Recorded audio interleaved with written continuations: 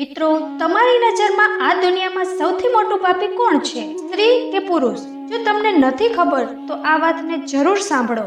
ત્યારબાદ તમને ખબર પડી જશે કે ભગવાન શ્રી કૃષ્ણની નજરમાં સૌથી મોટું પાપી કોણ છે, સ્ત્રી કે પુરુષ? મિત્રો, એક જંગલમાં એક તોતા અને મેના પ્રેમપૂર્વક સાથે રહેતા હતા. તેનામાં ખૂબ જ પ્રેમ હતો. એક દિવસ કોઈ વાતના કારણે બંને વચ્ચે ઝઘડો થઈ રહ્યો હતો. તોતાએ કહ્યું કે આ સંસારમાં સૌથી વધારે પાપી અને વિશ્વાસઘાતી સ્ત્રી હોય છે. મેનાએ તરત જવાબ આપ્યો કે ના, આ સંસારમાં સૌથી વધારે પાપી અને વિશ્વાસઘાતી પુરુષ હોય છે. તે બંને એકબીજા સાથે ઝઘડતા રહ્યા. આ ઝઘડાના નિવારણ માટે તે ભગવાન શ્રી કૃષ્ણની પાસે ગયા અને પોતાની વાત બતાવી. શ્રી કૃષ્ણએ તોતાને કહ્યું કે તું કેવી રીતે કહી શકે છે કે આ સંસારમાં સ્ત્રી પુરુષની અપેક્ષા પાપી અને વિશ્વાસઘાતી હોય છે? મિત્રો, જો તમે આ કથા સાંભળી રહ્યા છો તો પૂરેપૂરી સાંભળજો. અધૂરી છોડીને જવાની ભૂલ ના કરતા, કારણ કે આ પવિત્ર કથાને પૂરેપૂરી સાંભળવાથી મનની ઈચ્છા મુજબ ફળની પ્રાપ્તિ થશે અને તમને ખૂબ જ મોટું જ્ઞાન મળશે. એટલા માટે આ કથાને પૂરી સાંભળજો. તમે શ્રી કૃષ્ણ ભક્ત છો તો કાનાનો અનાદર ન કરતા. ત્યારે ભગવાન શ્રી કૃષ્ણને તોતાએ કહ્યું કે હું તમને એક કથા સંભળાવવા ઈચ્છું છું, જેમાંથી આપણે બધાને એ સાબિત થશે કે સ્ત્રી પુરુષની અપેક્ષા સૌથી વધારે પાપી કે વિશ્વાસઘાતી હોય છે. પછી ભગવાન શ્રી કૃષ્ણ બોલ્યા કે સારું, તું કથા સંભળાવ. તોતા કથા શરૂ કરવાનો હતો જ ત્યાં જ માતા રૂક્ષ્મણી આવી જાય છે અને કહે છે કે હે પ્રભુ, મારે પણ એ કથા સાંભળવી છે, હું પણ સાંભળવા ઈચ્છું છું. ત્યારે ભગવાન શ્રી કૃષ્ણ કહે છે કે સારું, બેસો, તમે પણ સાંભળો. પછી તોતા ભગવાન શ્રી કૃષ્ણ અને માતા રૂક્ષ્મણી સામે કથા સંભળાવવા લાગે છે. તોતા કહે છે કે એક રાજ્યમાં અગ્રસેન નામના રાજા રહેતા હતા અને રાજ્યો કરતા હતા. એને 4 દીકરા હતા. એ બધા જ બહાદુર અને પ્રતાપી હતા. એમાં સૌથી મોટો દીકરો, જેનું નામ ચંદ્રસેન હતું, તે ફક્ત પ્રતાપી નહીં પરંતુ ખૂબ જ સુંદર પણ હતો. તેની પત્ની ચંદ્રપ્રભા પણ ખૂબ જ સુંદર અને રૂપવતી હતી. તે તેની સામે બીજી કોઈ સ્ત્રીને સુંદર નહોતી માનતી. એક વખત અગ્રસેને પોતાના મોટા દીકરાને કોઈ વાતથી નારાજ થઈને નગરમાંથી કાઢી મૂકવાનો આદેશ આપ્યો. રાજાના આ આદેશ સાંભળીને બધા ચિંતામાં પડી ગયા. પછી ચંદ્રસેન પોતાના મહેલમાં ગયો અને ઉદાસ થઈ ગયો. ત્યાં ચંદ્રસેનને ઉદાસ થયેલો જોઈ તેની પત્નીએ પૂછ્યું, તમે ઉદાસ કેમ છો? રાજકુમાર હોવા છતાં તમે આટલી ચિંતામાં કેમ છો? ત્યારે ચંદ્રસેન વિચારવા લાગે છે, મેં ખૂબ જ ખરાબ કર્યું છે અને પોતાની બધી વાત તેની પત્નીને બતાવી દીધી. ત્યારે જ તેની પત્ની બેભાન થઈ જાય છે. તેના મોઢા ઉપર ગુલાબજળના છાંટા છટકાવવામાં આવ્યા અને તે હોશમાં આવી. પછી તેની પત્નીએ ચંદ્રસેનને કહ્યું કે તમે આ રાજ્ય છોડીને ચાલ્યા જશો તો હું કેવી રીતે તમારા વિના જીવી શકીશ? હું પણ તમારી સાથે ચાલીશ. ત્યારે ચંદ્રસેન કહે છે, તું મારી સાથે કેવી રીતે ચાલી શકીશ? કારણ કે બીજા રાજ્યમાં ઘણા સંકટો હોય છે. તું નાજુક મહેલમાં રહેવાવાળી મહેલો વિના આ કષ્ટ કેવી રીતે સહન કરી શકીશ? ત્યારે તેની પત્ની કહે છે, આપણે બંને સાથે હઈશું તો જેટલા પણ દુઃખ આવી જશે બધા સુખ લાગશે આપણને. તમારા વિના મહેલના સુખ પણ ભયાનક લાગશે, તેથી હું પણ તમારી સાથે ચાલીશ. ત્યારે તોતા કહે છે કે ચંદ્રસેને વિચાર્યું કે તે મારા વિના દુઃખી રહેશે, તેને મારી પાછળ તડપતી છોડીને હું નહીં જઈ શકું. પછી તે ચંદ્રપ્રભાને કહે છે કે તું ઉદાસ ન થતી, હું તને સાથે લઈને જઈશ. તેથી ચંદ્રપ્રભા ખુશ થઈ જાય છે અને પોતાના પતિની સાથે જવાની તૈયારી કરે છે. બીજી સવારે તે રાજ્યની બહાર નીકળતા જંગલમાં પહોંચે છે. ચાલતા ચાલતા થાકી જાય છે. પછી તે એક વડના વૃક્ષ નીચે વિશ્રામ કરવાનો નિશ્ચય કરે છે. ખૂબ જ થાકી ગયા હતા. ઠંડી હવામાં તેને તરત જ ઊંઘ આવી ગઈ. પરંતુ થોડા સમય પછી એક સાપે ચંદ્રપ્રભાને ડંખ માર્યો. પછી તોતા કહે છે કે પ્રભુ, આગળ સાંભળો. સાપના ડંખના કારણે ચંદ્રપ્રભા તડફડિયા મારવા લાગી અને ચંદ્રસેનની આંખ ખુલી ગઈ. તેને જોઈને ચંદ્રસેન બેચેન થઈ ગયા. થોડા સમય પછી રાજકુમારીનું મોત થઈ ગયું. તેને મરેલી જોઈને ચંદ્રસેન જોર જોરથી રોવા લાગ્યો. પછી ચંદ્રસેને મનમાં વિચાર્યું કે હવે જીવનસાથી જ મરી ગઈ છે તો મારે જીવીને શું કરવું? આ જ જંગલમાં મારા પ્રાણ છોડી દઉં. આવું વિચારીને તે ઊભો થાય છે અને જંગલમાંથી લાકડી ભેગી કરવા લાગે છે અને રોતા રોતા કહે છે કે હું પણ ચંદ્રપ્રભાની ચિતામાં સળગીને મરી જઈશ. ત્યારે જ સ્વર્ગમાંથી એક દેવદૂત આવે છે. ચંદ્રસેનને રોતા જોઈને તેના મનમાં દયા આવે છે. તે રાજકુમાર ચંદ્રસેન પાસે જાય છે અને તેને કહે છે કે કે તું કેમ રોવે છે? ત્યારે ચંદ્રસેને દેવદૂતને કહ્યું કે મારી પાસે મારા દુઃખ કહેવાની હિંમત નથી. મને થાય છે કે આ ધરતી ફાટી જાય અને તેમાં હું સમાઈ જાઉં. ત્યારે દેવદૂતે કહ્યું કે તું તારી વાત બતાવ જેથી હું તારી મદદ કરી શકું. પછી ચંદ્રસેને કહ્યું કે હું એક રાજકુમાર છું અને રાજા અગ્રસેનનો દીકરો છું. મારા પિતાએ મને રાજ્યમાંથી કાઢી મૂક્યો છે. હું અને મારી પત્ની ચાલતા ચાલતા આ જંગલમાં આવી ગયા છીએ. અહીં આવીને મારી પત્નીને સાપે ડંખ મારી દીધો છે અને તે મરી ગઈ છે. તેથી હું લાકડા ભેગા કરી રહ્યો છું જેથી હું મારી પત્ની સાથે આગમાં બળી જાઉં. ત્યારે દેવદૂત કહે છે કે રાજકુમાર, તું મોટો મૂર્ખ છે. આ સંસારમાં માણસના આવવા જવાનું ચાલતું જ રહેશે. આ શરીરને બધાય એક દિવસ છોડવું જ પડશે. તું પણ તેને જાણે જ છે. આ સંસારમાં કોઈ પણ કોઈની સાથે નથી આવતા અને ન તો કોઈની સાથે જાય છે. છતાં તું મૂર્ખની જેમ વાતો કરી રહ્યો છે. જો તું જીવતો રહીશ તો તને ઘણી રાણીઓ મળશે. એટલા માટે મારા કહેવા ઉપર મરવાનો વિચાર છોડી દે. આ માનવ શરીરને પ્રાપ્ત કરવા માટે દેવતા પણ ઈચ્છા કરે છે. આ શરીરને તું કેમ છોડવા ઈચ્છે છે? આવા દેવદૂતના શબ્દ સાંભળીને ચંદ્રસેન કહે છે, મહારાજ, તમે જે કંઈ પણ કહ્યું છે તે સત્ય છે, પરંતુ આવી પતિવ્રતા પત્ની મને કોઈ જન્મમાં નહીં મળે. એટલા માટે હું તેની સાથે જ મરીશ. તેના વિચાર સાંભળીને દેવદૂતે વિચારી લીધું કે તે તેની પત્ની વિના નહીં રહી શકે. ત્યારે દેવદૂતે કહ્યું કે તારી પત્નીને જીવિત કરવાનો એક જ ઉપાય છે. તું મારી વાતને ધ્યાનથી સાંભળ અને જો તું તે ઉપાયને કરી શકીશ તો તારી પત્ની જીવતી થઈ જશે. પછી ચંદ્રસેને કહ્યું કે મહારાજ, તમે જે કંઈ પણ કહેશો તે બધું જ કરવા હું તૈયાર છું. મારી પત્નીને જીવિત કરી દેજો. દેવદૂતે કહ્યું, તારી પત્નીનું આયુષ્ય ફક્ત 20 વર્ષનું હતું જે તેણે વિતાવી દીધું છે. તેના બદલે તારી ઉંમર 70 વર્ષની છે, જેમાંથી 30 વર્ષ વીતી ગયા છે. તારા જીવનકાળમાં 40 વર્ષ હજી બાકી છે, એટલે કે તારે હજી 40 વર્ષ જીવવાનો મોકો છે. જો તું તારી પત્નીને અડધું આયુષ્ય આપી દે તો તમારા બંનેનું આયુષ્ય સમાન થઈ જશે. જો તું આ માની લે તો રાજકુમારી ઝડપથી જીવિત થઈ જશે. ત્યારે ચંદ્રસેને કહ્યું કે મને માન્ય છે. પછી દેવદૂતે ચંદ્રસેનના હાથમાં પાણી આપ્યું અને 20 વર્ષ સુધી રાજકુમારી સાથે રહેવાનું વચન લીધું અને તે પાણી તેના પગ ઉપર છાંટે એ પહેલા દેવદૂતે કહ્યું કે પહેલા મારી વાત સાંભળો કે તેમાં એક ગુપ્ત રહસ્ય છે. અત્યારે તો તારે રાજકુમારીની આવશ્યકતા છે તો તેને પાણી છાંટીને બચાવી તો શકીશ, પણ ભવિષ્યમાં રાજકુમારીની આવશ્યકતા નહીં પડે ત્યારે તું તે એ સંકલ્પ પાછું લઈશ તો તારી પત્નીનું તરત જ મૃત્યુ થઈ જશે.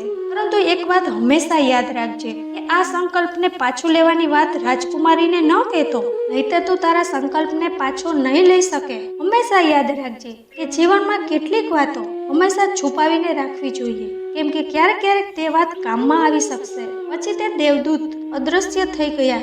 ચંદ્રપ્રભાને હોશ આવી જાય છે. પછી ચંદ્રસેન કહે છે કે તું સૂઈ ગઈ હતી અને ખૂબ જ થાકી ગઈ હતી, એટલા માટે મેં તને ન જગાડી. એવી જ રીતે ચંદ્રસેને પોતાની પત્નીથી બધી વાત છુપાવી લીધી કે સાપે તેને ડંખ માર્યો હતો અને તું મરી ગઈ હતી. પછી તે બંને આગળ ચાલ્યા. થોડા દિવસો પછી તેણે ખૂબ જ સુંદર જગ્યા જોઈ. ત્યાં એક ભિક્ષુકની ઝૂંપડી હતી. ત્યાં એક સુંદર યુવાન ભિક્ષુક શાંતિથી બેસીને સાધના કરી રહ્યો હતો. બંને ખૂબ જ થાકી ગયા હતા, તેથી તે ભિક્ષુની પાસે બેસી ગયા. પછી ચંદ્રસેન તેની પત્નીને કહે છે, કૂવામાંથી પાણી પી લઈએ. જો તને પણ તરસ લાગી હોય તો તારા માટે પણ લઈ આવો. ત્યારે તેની પત્ની કહે છે, તમે જાઓ અને પાણી પી આવો, મને તરસ લાગી નથી. પછી ચંદ્રસેન લાંબી દોરી લઈને કૂવા તરફ જાય છે.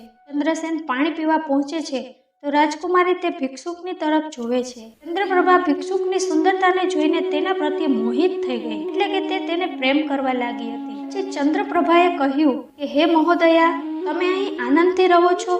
ત્યારે તે ભિક્ષુકે કહ્યું કે તું પણ અહીં આનંદથી રહી શકે છે, પરંતુ તારા પતિ પણ સાથે છે, તો હું તને કેવી રીતે અહીં રાખી શકું? પછી ચંદ્રપ્રભાએ ભિક્ષુકની સામે પોતાની પ્રેમ લીલા પ્રગટ કરી. ભિક્ષુકે કહ્યું કે હું તને એક ઉપાય બતાવું. તારો પતિ જે કૂવામાં પાણી પીવા ગયો છે એ જ કૂવામાં ધક્કો મારી દેજે, પછી જે થશે તે હું જોઈ લઈશ. પછી ચંદ્રપ્રભાએ કહ્યું કે સારું, હું એવું જ કરીશ. એટલામાં જ રાજકુમાર પાણી પીને ચંદ્રપ્રભા પાસે આવ્યો. ત્યારે તેણે કહ્યું કે મને પણ તરસ લાગી છે, કૂવા પાસે જઈને મને પણ પાણી પીવડાવો.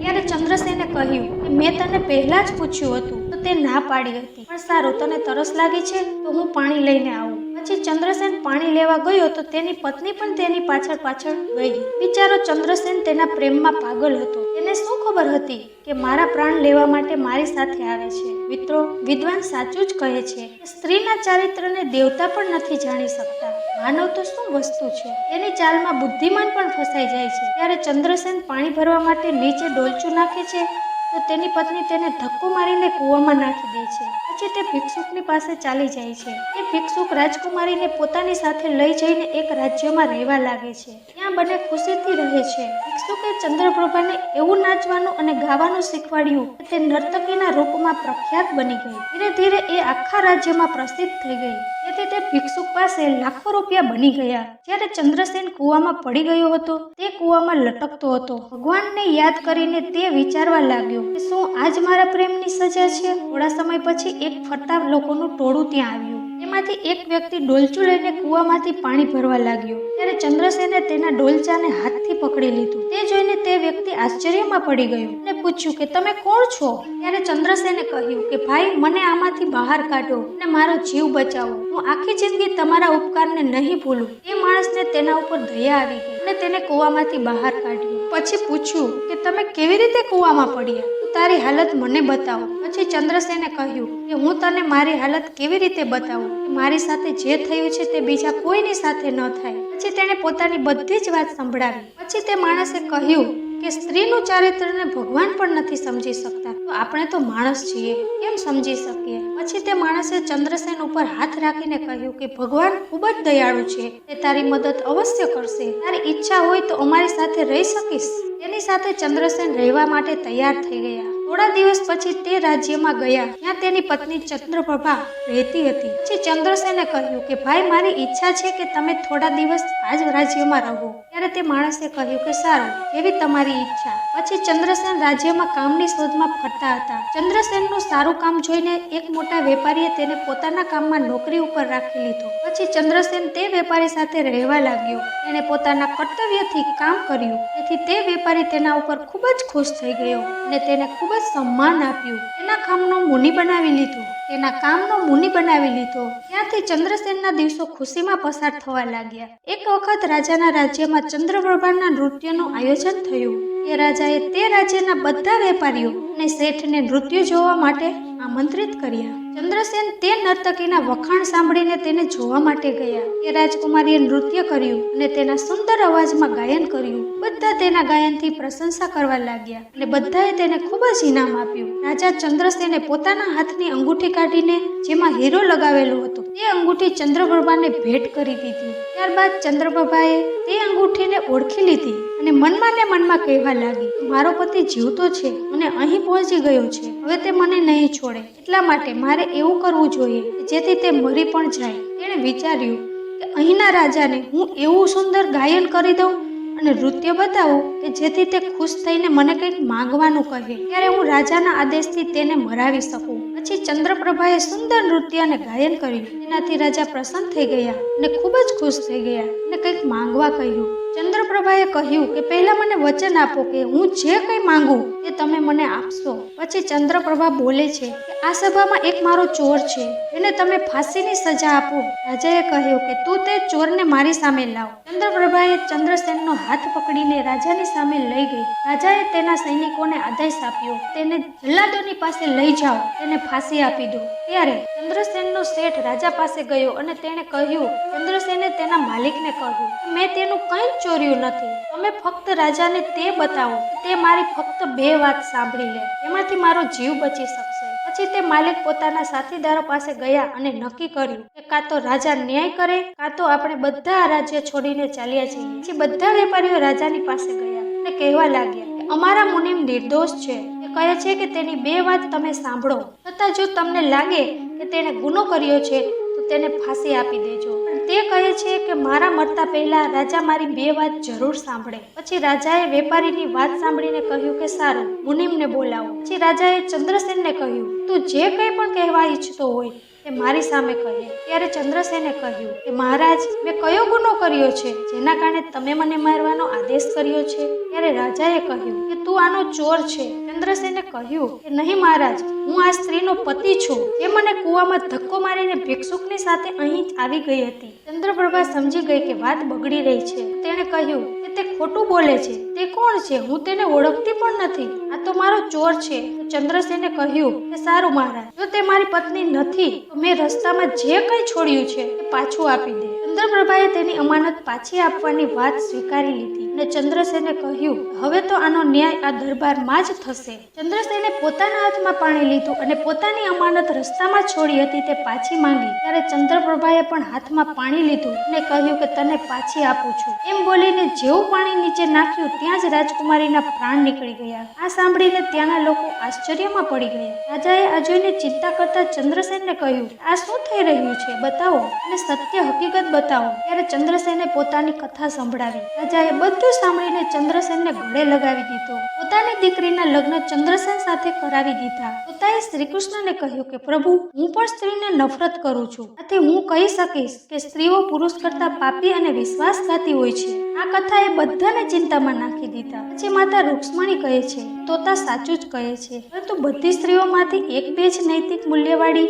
અને ઈમાનદારી હોઈ શકે છે, પરંતુ પુરુષોમાં પણ આવા કેટલાક થોડાક પાપી અને વિશ્વાસઘાતી હોય છે. પછી ભગવાન શ્રી કૃષ્ણએ કહ્યું કે તો સારું, તો મેના તું કેવી રીતે સાબિત કરી શકીશ? કે આ વાત સાંભળીને મેનાએ કહ્યું કે હું પણ એક કથા સંભળાવું, જેનાથી સ્પષ્ટ થશે કે સ્ત્રીની તુલનામાં પુરુષ વધારે પાપી અને વિશ્વાસઘાતી હોય છે. એક ગામમાં એક પરિવાર રહેતો હતો. તે ખૂબ જ ધનવાન હતો. તે શેઠનો દીકરો અદ્ભુત પ્રકારનો વ્યક્તિ હતો. શેઠનો દીકરો એવો જુગારી હતો કે જેના કારણે શેઠ ચિંતામાં રહેતા હતા. એક દિવસ તેનો દીકરો જુગાર રમતો હતો. તે જ દિવસે તેના પિતાનું મૃત્યુ થઈ ગયું. છતાં તેણે જુગાર રમવાનું બંધ ન કર્યું. પિતાના મૃત્યુ પછી સ્વતંત્ર રીતે જુગાર રમવા લાગ્યો. તેને હવે કોઈની બીક નહોતી અને બધું હારી ગયું. પછી તે પોતાના ગામથી દૂર ચાલ્યો ગયો. એક શેઠના ઘરે પહોંચ્યો અને શેઠને કહ્યું, મને ખૂબ જ તરસ લાગી છે, મને એક ગ્લાસ પાણી મળી જાય તો સારું. ત્યારે તે શેઠે પૂછ્યું કે તું ક્યાંથી આવ્યો છે અને શું કરે છે?